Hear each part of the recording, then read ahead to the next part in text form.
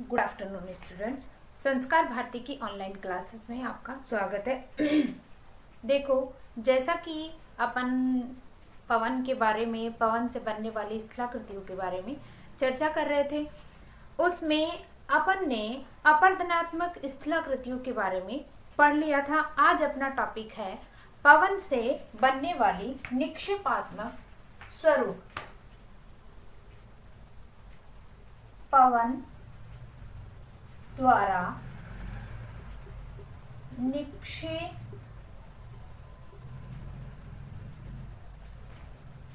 निक्षेपात्मक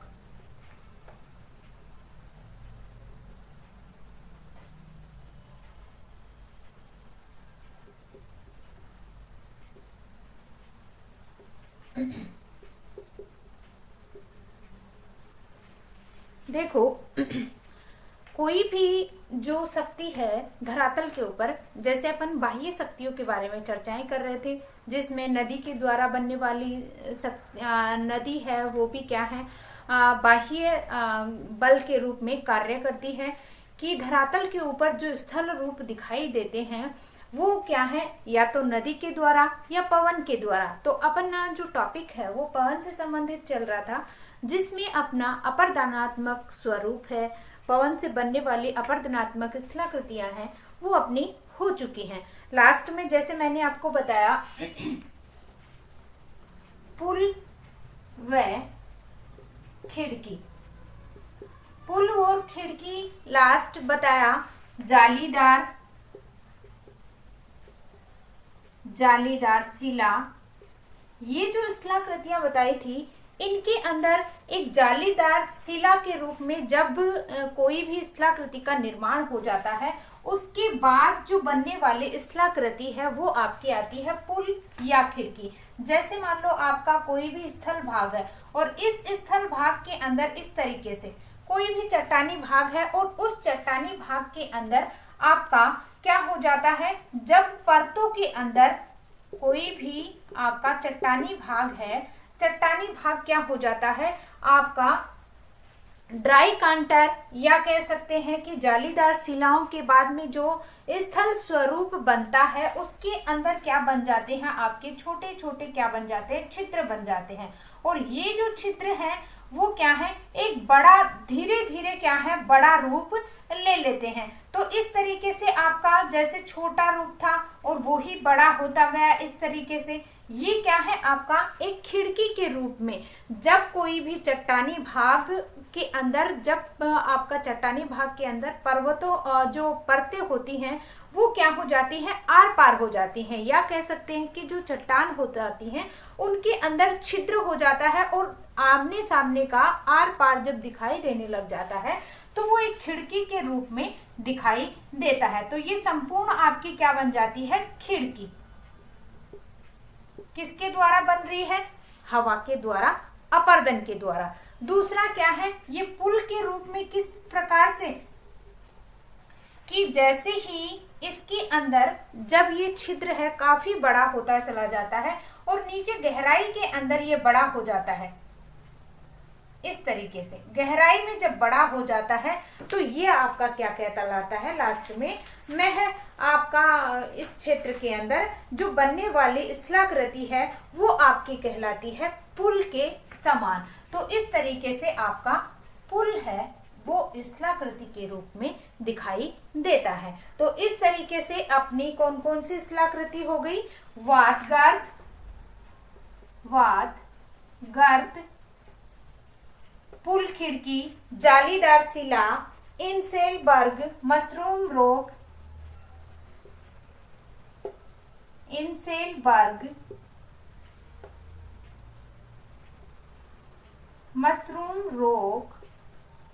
ठीक है, मशरूम रोग,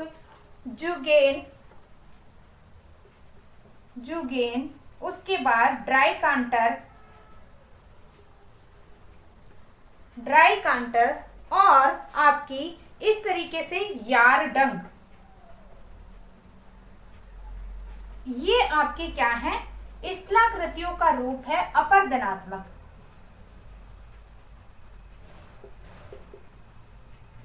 अपरतनात्मक स्थलाकृतियों का ये जो इस तरीके से कौन कौन सी स्थलाकृति बनती है अपरदनात्मक स्वरूप में, किसके द्वारा? पवन के द्वारा। अब अपन चर्चा करते हैं निक्षेपणात्मक स्थलाकृतियां कि निक्षेपण के द्वारा, पवन के द्वारा जब निक्षेपण होता है, पवन का जो बहाव है, तेजी है, वो क्या है? कम हो जाती है। तो पवन के अंदर जो मिट्टी के जो कण होते हैं वो क्या है? आपकी गति है वो धीमी हो जाती है, जिसके कारण आपकी कौन कौन सी स्थलाकृतियों का निर्माण होता है? बालू का स्तूप, बरखान, बालू का स्तूप, बरखान, लोयस, बजादा, बालसन,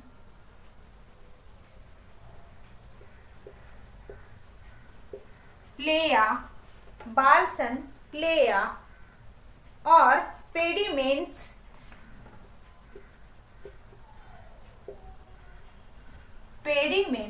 इस तरह की स्थलाकृतियों का निर्माण किसके द्वारा होता है? आपका अपरदन निक्षेपणात्मक पवन के द्वारा बनने वाली स्थलाकृतियां हैं कौन सी? बालू का स्तूप, बरखान, लोयस, बजादा, बालसन, प्लेया और पेडिमेंट्स।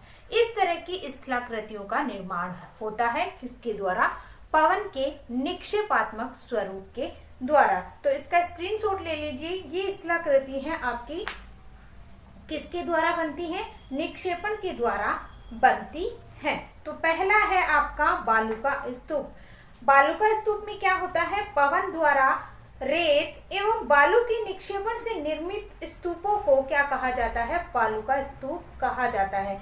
यानी कि जब भी आपकी पवन चलती है तो पवन के अंदर रेत और बालू के जो कण होते हैं उनका जब जमाव हो जाता है, निक्षेपण हो जाता है, एक जगह इकट्ठा होने लग जाती हैं, तो उन्हें क्या कहा जाता है? आपका बालू का स्तूप की संज्ञा है दी जाती है।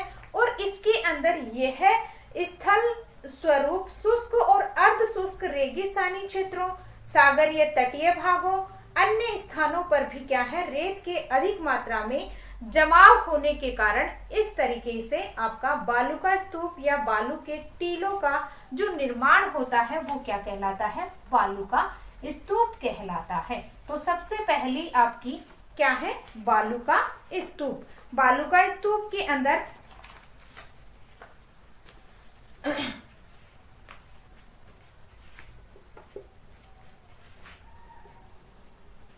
बालू का स्तूप शुष्क व अर्ध शुष्क क्षेत्रों में, बालू का स्तूप शुष्क और अर्ध शुष्क क्षेत्रों में, रेगिस्तानी सागरीय भागों,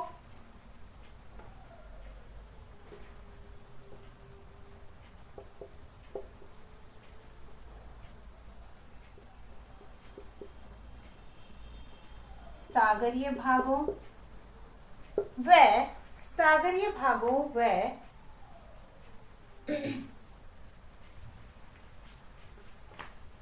अन्य स्थानों पर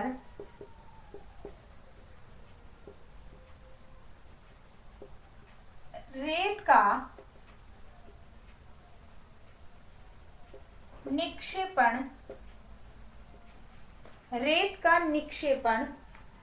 या कह सकते हैं रेत का निक्षेपण या अधिक मात्रा में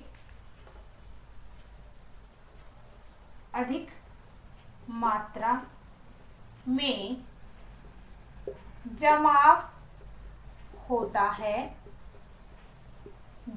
होता है और उसी के साथ साथ क्या कह सकते हैं कि पवन द्वारा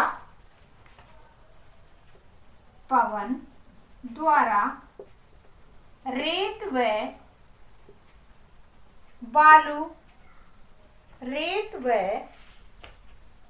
बालू के निक्षेपण से, रेत व बालू के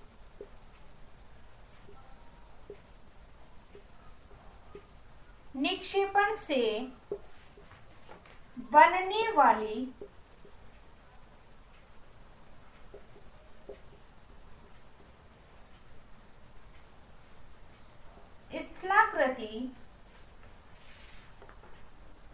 बालू का स्तूप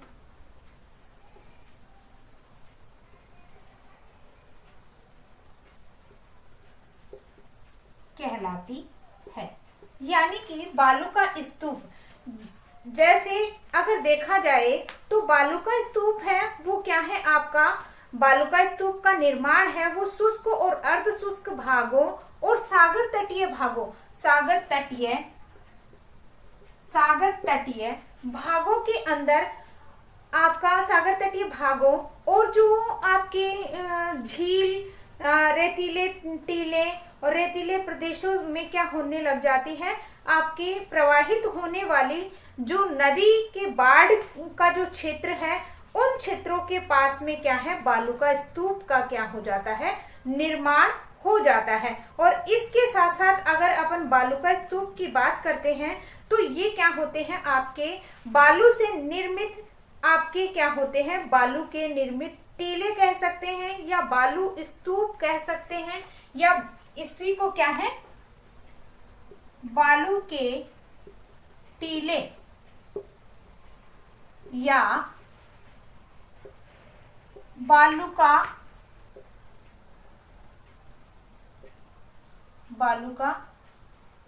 या बालू के टीले। यानी कि जैसे ही आपका हवा का जो प्रवाह होता है वो अगर कम हो जाता है, जिससे क्या हो जाता है, बालू के जो कण होते हैं, रेत के जो कण होते हैं वो क्या है आपके धीरे धीरे एक जगह इकट्ठे होते चले जाते हैं, जिसके कारण बनने वाली स्थलाकृति क्या कहलाती है, बालू का स्तूप कहलाती है। और बालू का स्तूप बनने का जो रीजन है, किन किन दशाओं के अंदर बनती है, उसके अंदर जो आपके जो दशाएं सम्मिलित की जाती हैं उसके अंदर आपकी पहली आती है रेत की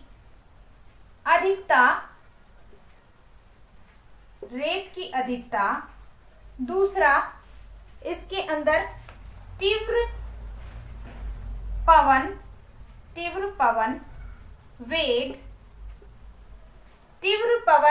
वेग, उसके बाद पवन मार्ग में अवरोध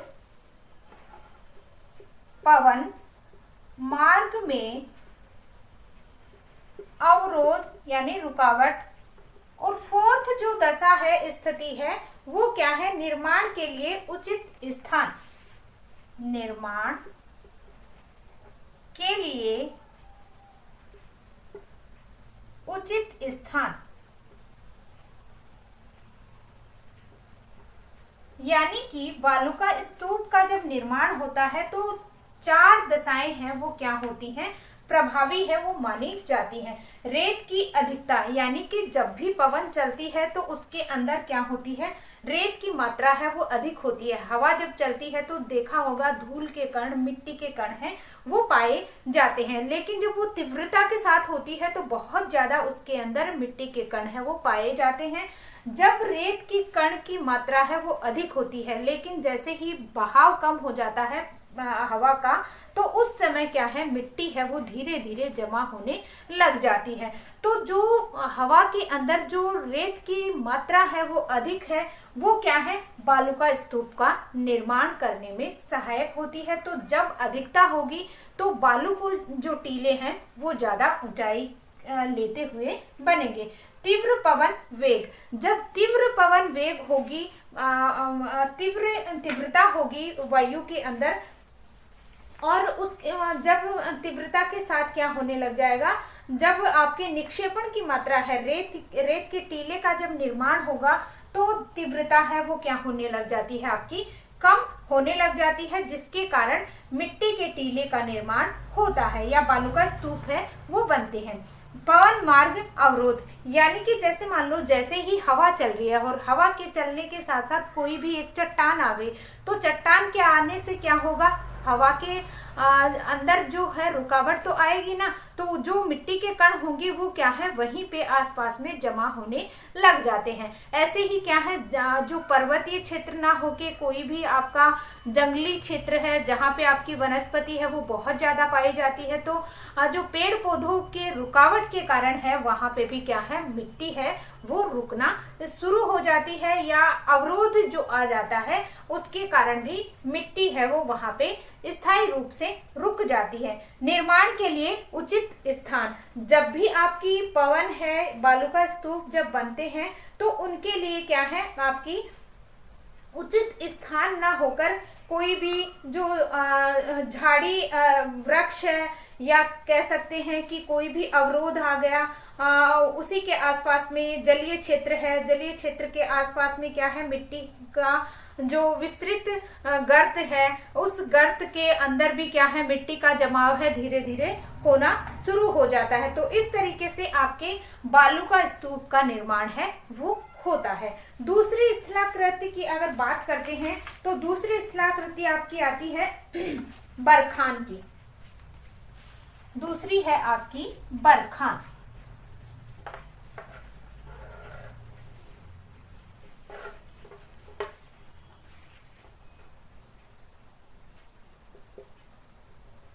दूसरी है बरखान। देखो बरखान के लिए क्या कहा जाता है, यह है अर्धचंद्राकार आकृति वाला बालू का टीला जो पवना मुखी दिशा में दो सिंगाकार नुकीली आकृति का बना होता है, जिसे क्या कहा जाता है बरखान कहा जाता है। और अधिकतर आपके क्या है तुर्की के अंदर अधिक मात्रा में देखने को मिलते हैं। बरखान की अगर चर्चा करते हैं तो तुर्क में अधिक देखने को मिलते हैं। और इनकी स्थलाकृति की अगर बात करते हैं तो ये जो स्थलाकृति है वो किस रूप में देखने को मिलती है, अर्धचंद्राकार रूप के अंदर दिखाई देती है। देखो जब बरखान समूह में होते हैं तो रेगिस्तान पार करना क्या हो जाता है, कठिन हो जाता है। ऐसी परिस्थिति में बरखान की दो श्रेणियों के मध्य रिक्त रेत मुक्त कॉरिडोर या गासी द्वारा रास्ता बनाया जाता है।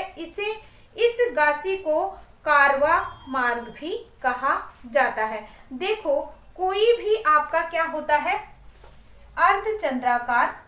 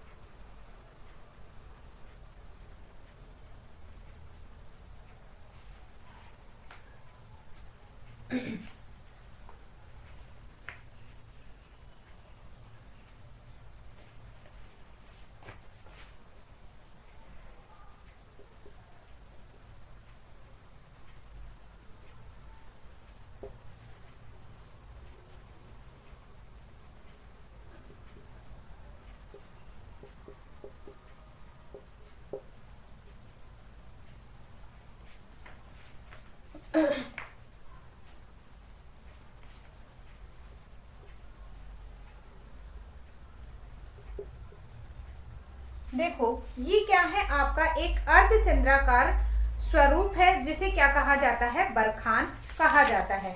देखो बरखान की अगर अपन चर्चा करते हैं तो बरखान का जो स्वरूप है वो किस रूप में देखने को मिलता है, इस तरीके से अपन को देखने को मिलता है।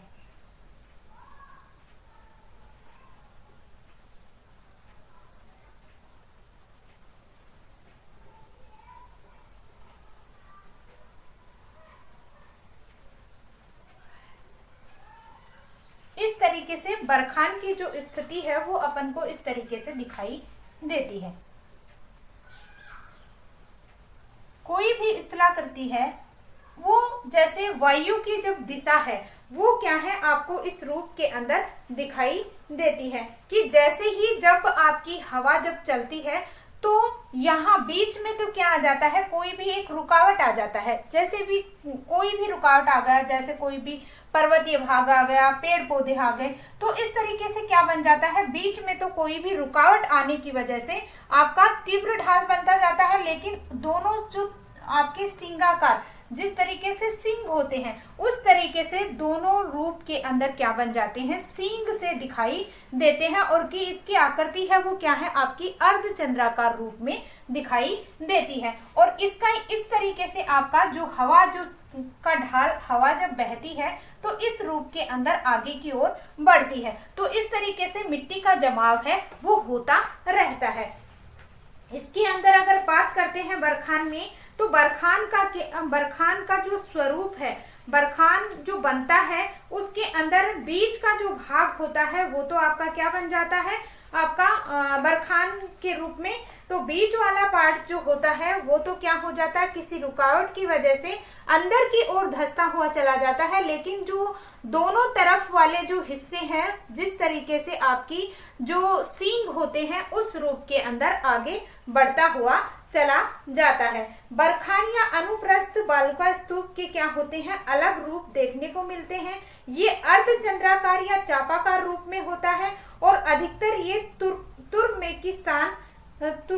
तुर्किस्तान के अंदर अधिक संख्या में देखने को मिलते हैं। और ये अनुप्रस्थ दिशा और समकोण दिशा के अंदर निर्मित होते हैं। इनका जो ढाल होता है, पवनामुखी ढाल उत्तल, पवन विमुखी ढाल क्या होता है, अवतल ढाल का होता है। इस तरीके से दोनों जो शिखर होते हैं उन शिखरों पे सींग जैसी आकृति है देखने को मिलती है। इसके अंदर जो बरखान मध्य में क्या होते हैं, सर्वाधिक ऊंचे हैं वो देखने को मिलते हैं। कि मध्य भाग होता है वो सबसे ऊंचा दिखाई देता है और ये जो भाग होते हैं आपके दो, उन्हें क्या है, इस तरीके से ऊंचे सींग के रूप में दिखाई देते हैं। तो इस तरीके से क्या है, बरखान का निर्माण होता है। और बरखान के लिए कहा जाता है कि रेगिस्तानी भाग के अंदर ये समूह के रूप में देखने को मिलते हैं, क्योंकि जो बरखान होते हैं वो क्या है, आपके शुष्क क्षेत्रों के अंदर ही देखने को मिलते हैं। कि जहाँ पे क्या हो जाता है, मिट्टी है वो क्या होने लग जाती है, तीव्रता के साथ बहकर जब दूसरे स्थान पर जाती है तो उसका जो निक्षेपण होता है, पवन के द्वारा जो जमाव होता है धीरे धीरे, वो इस रूप में देखने को मिलता है। और ऐसी परिस्थिति के अंदर क्या हो जाता है, जब दो क्या हो जाते हैं बरखान, जैसे मान लो एक यहाँ पे और एक इस क्षेत्र में बन जाता है बरखान। इस क्षेत्र के अंदर जब बरखान बनता है तो बीच का जो भाग होता है, ये जो भाग होता है, इस भाग के अंदर इसे क्या कहा गया है, रेत मुक्त कॉरिडोर या गासी कहा जाता है। इस भाग को क्या कहा जाता है, गासी या रेत मुक्त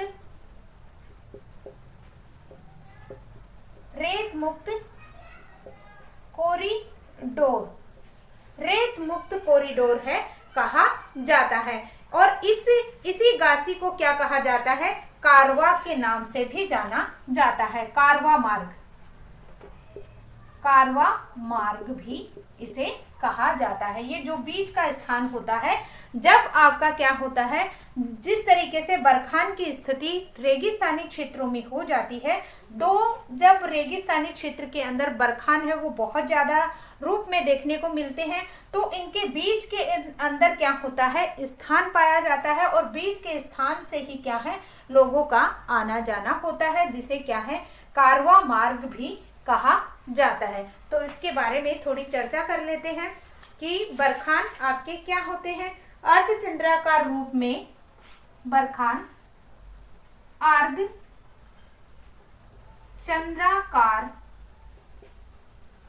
व चापाकार रूप में मिट्टी के टीले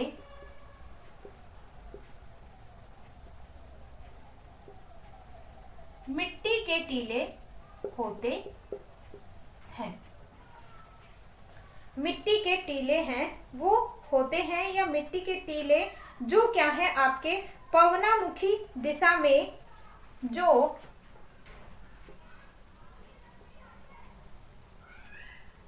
जो पवनामुखी दिशा में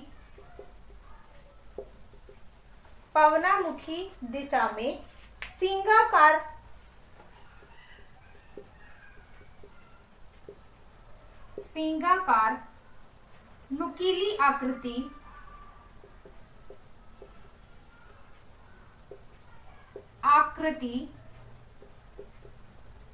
के रूप में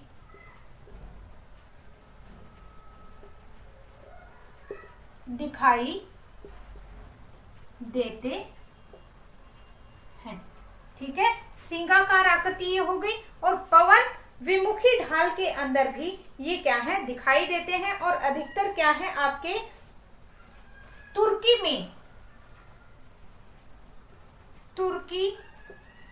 में अधिक संख्या में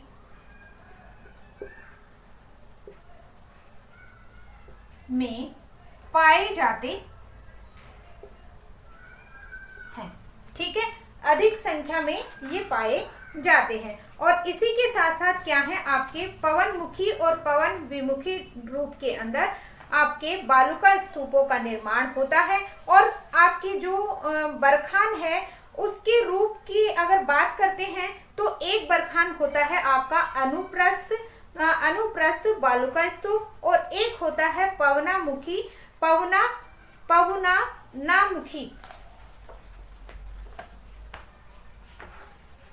दो स्थल रूप हैं वो दिखाई देते हैं आपके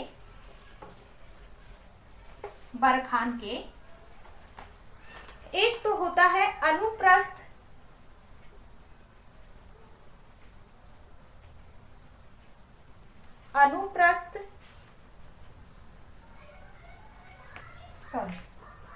बरखान के लिए ये आपके बालुका स्तूप के रूप है।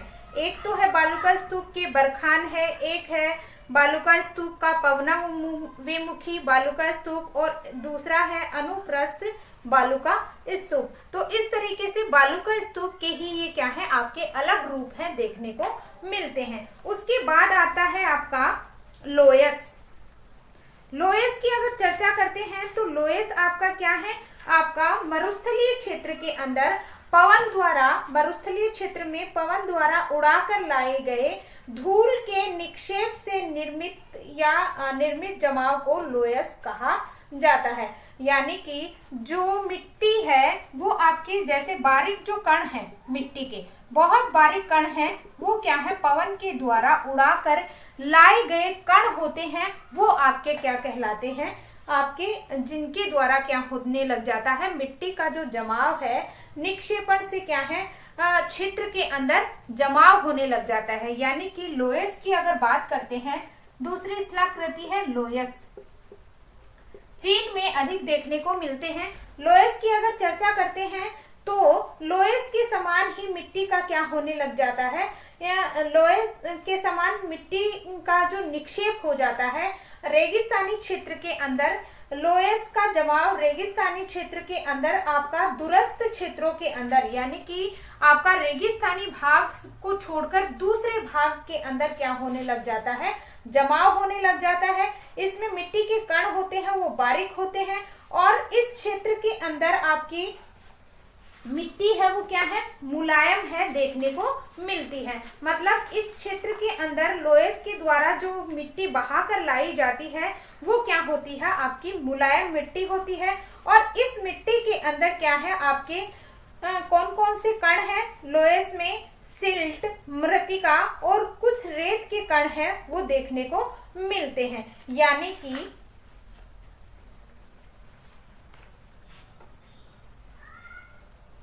लोयस पवन द्वारा उड़ाकर लाई गई, पवन द्वारा उड़ाकर लाई गई धूल के निक्षेप से निर्मित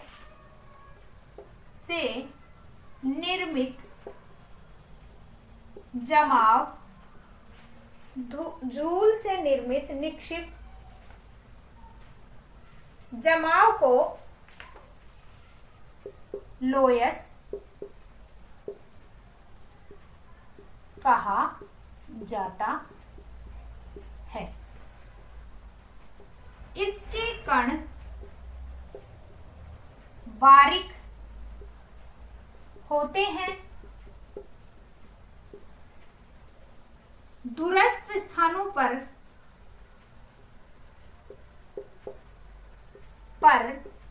पाए जाते हैं।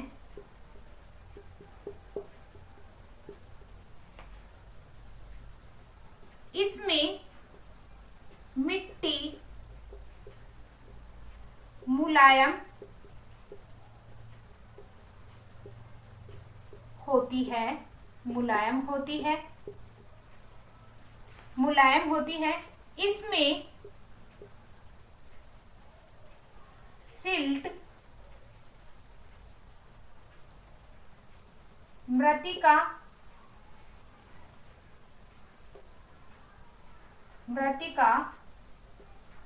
धूल कण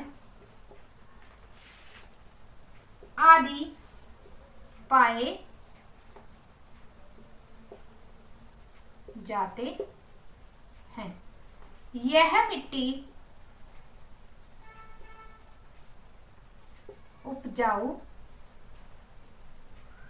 होती है, क्योंकि देखो इसमें धूल के जो कण होते हैं वो क्या है, बहुत बारीक होते हैं, और बारीक होने के साथ साथ इसके अंदर सिल्ट और मृत्तिका है ये भी पाई जाती है। और इसके अंदर क्या होता है, मिट्टी का जो जमाव होता है वो पास में ना होकर क्या होता है, मरुस्थलीय क्षेत्र से दूर होता है। क्योंकि देखो एक तो होता है भारी पदार्थ और एक होता है हल्का पदार्थ। जो हल्का पदार्थ होता है वो काफी दूर तक जाता है, और जो हैवी होता है, भारी वजन में भारी पदार्थ होता है, वो क्या है, कम दूरी पर जाता है। वही चीज आपकी मिट्टी के ऊपर है।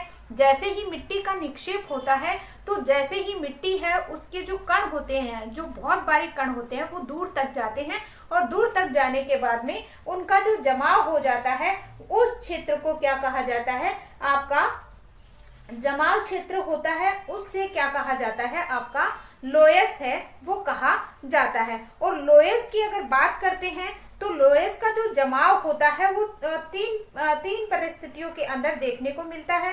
एक तो क्या होता है, वनस्पति वाला क्षेत्र होता है, तो वहां पे वनस्पति है वो धूल के कणों को क्या है, अपनी ओर आकर्षित कर लेती है या नीचे बिठा देती है। दूसरा क्या होता है, एक आपका वर्षा जल वाला जो क्षेत्र होता है, वहां पे अगर बरसात हो रही है या जल है, तो जल अपने साथ क्या है, मिट्टी को नीचे बिठा देता है। और तीसरा क्या होता है, इसके अंदर धूल के कण आपस में क्या हो जाते हैं, संबंध होकर नीचे बैठने लग जाते हैं। तो इस तरीके से क्या है, आपके लोयस का जमाव है वो होता है, या लोयस है वो देखने को मिलता है। और आपके सबसे ज्यादा जो कहा जाता है लोयस, वो क्या है, आपके जो चीन है वहां पे सबसे ज्यादा चीन के अंदर लोयस है वो अधिक देखने को मिलती है। लोयस मिट्टी का रंग होता है वो पीला होता है, लगभग पीलापन लिए हुए होता है।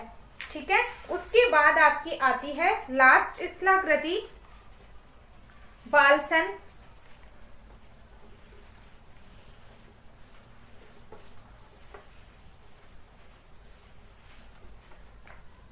बालसन प्लेया बजादा पेडिमेंट। बालसन प्लेया बजादा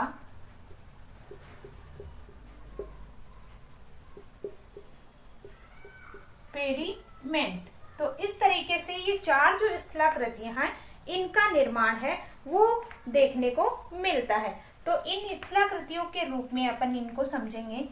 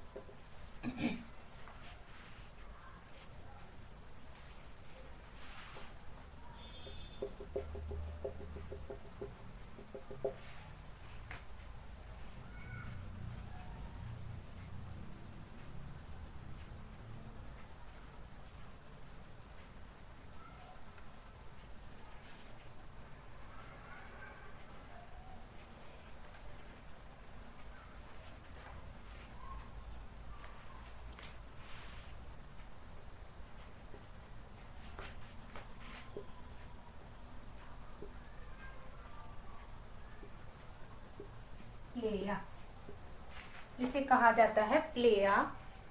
ये है आपका पेडिमेंट।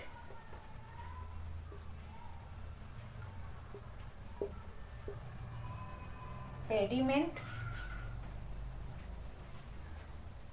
बजादा,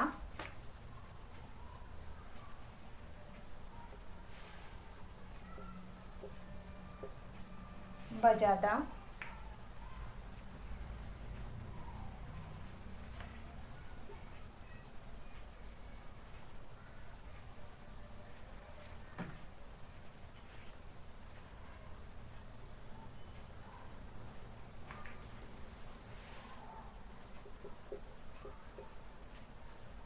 बालसन,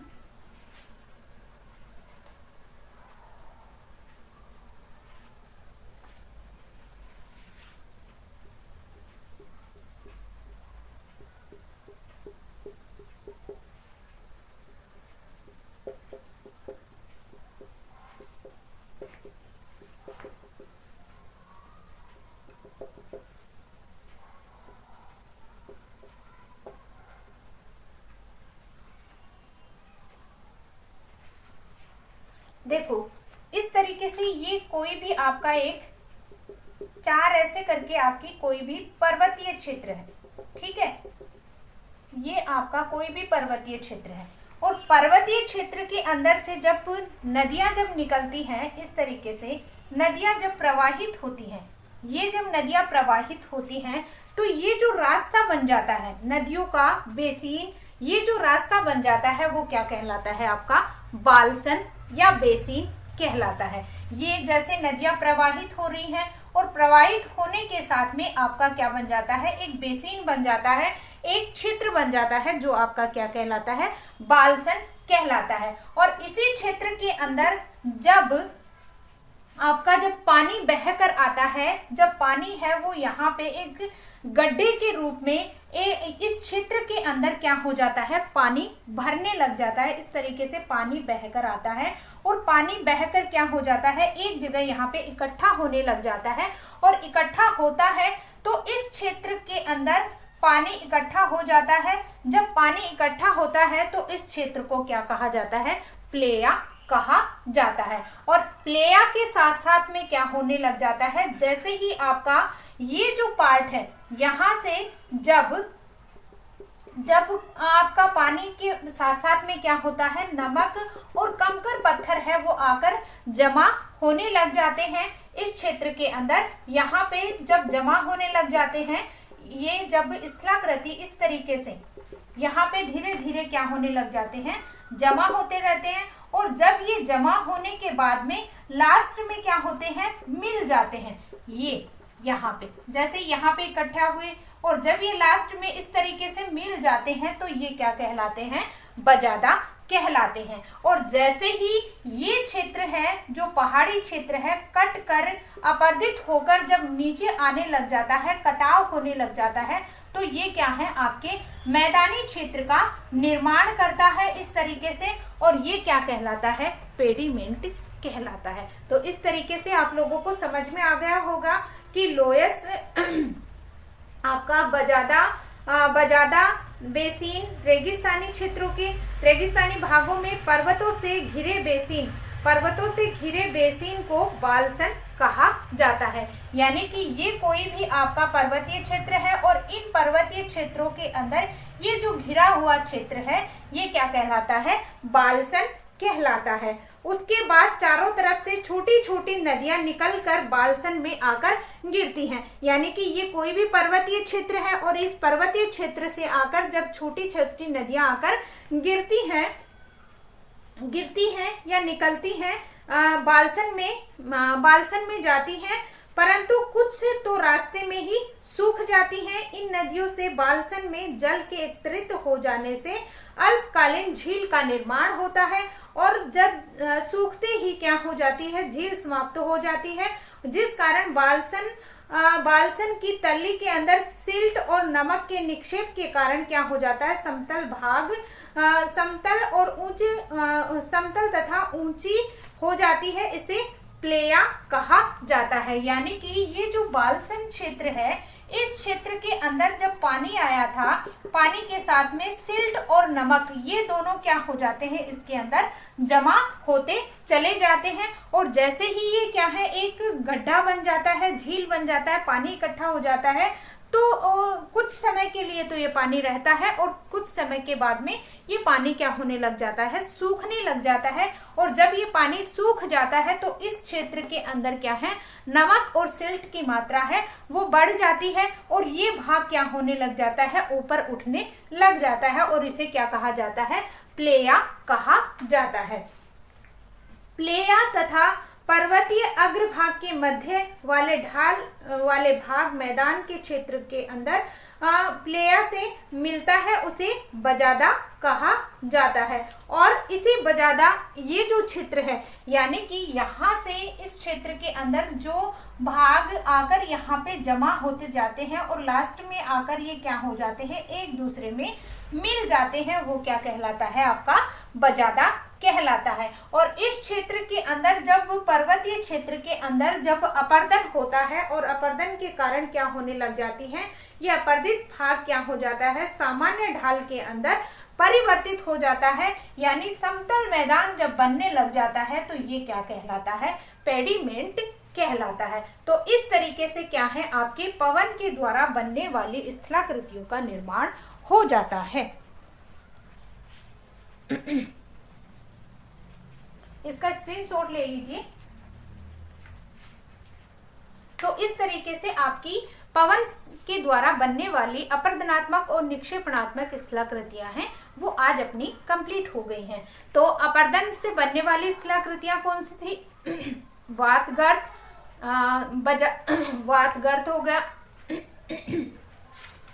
वातगर्त, इंसेलबर्ग, मशरूम रोक, जुगेन, यार्डंग और ड्राई कांटर, जालिका शिला, पुल, खिड़की, ये तो क्या है, अपर्दनात्मक स्थलाकृति। और निक्षेपणात्मक कौन सी हो गई आपकी, बालू का स्तूप है, आपका बरखान है, उसके बाद में आपका आया था बरखान के बाद में जो बालसन है, प्लेया है, बजादा है, पेडिमेंट है, लोयस है। तो इस तरीके से आपकी पवन के निक्षेपणात्मक स्थलाकृति का निर्माण है वो होता है।